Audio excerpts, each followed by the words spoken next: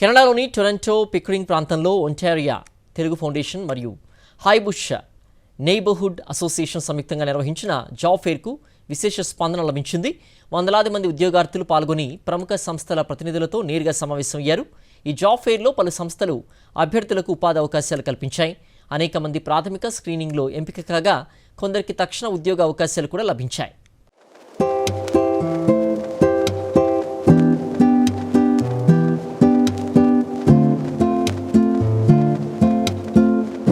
కెనడాలోని Toronto Pickering ప్రాంతంలో Ontario Telugu foundation OTF మరియు హైబుష్ neighbourhood association సంయుక్త ఆధ్వర్యంలో జాబ్ ఫెయిర్ ఘనంగా నిర్వహించబడింది. ఈ కార్యక్రమానికి విశేష స్పందన లభించింది.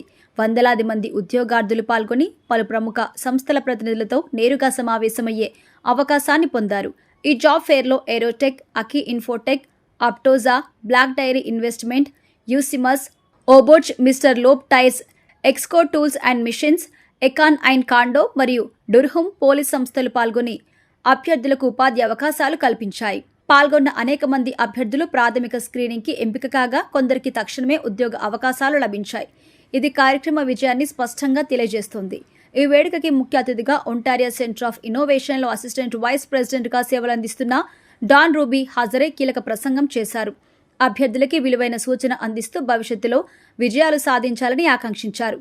పికరింగ్ ఎంపీ జునేటా నాథన్ కూడా ఈ ప్రోగ్రాంలో పాల్గొని స్థానిక సమాజ అభివృద్ధికి దోహదపడే ఇటువంటి కార్యక్రమాలను నిర్వహించినందుకు ఒంటారియా తెలుగు ఫౌండేషన్ మరియు హైబుష్ నైబర్హుడ్ అసోసియేషన్ సభ్యులని అభినందించారు. ఈ కార్యక్రమాన్ని ఓటీఎఫ్ సమన్వయకర్తలు నివాస్, ప్రవీణ్, శ్రీని, చంద్ర, మురళి, మహిదర్, కళ్యాణ్, భరత్, నవీన్, పద్మిని, వరలక్ష్మి మరియు హైబుష్ అసోసియేషన్ అధ్యక్షురాలు ప్రియా సమర్థవంతంగా నిర్వహించారు.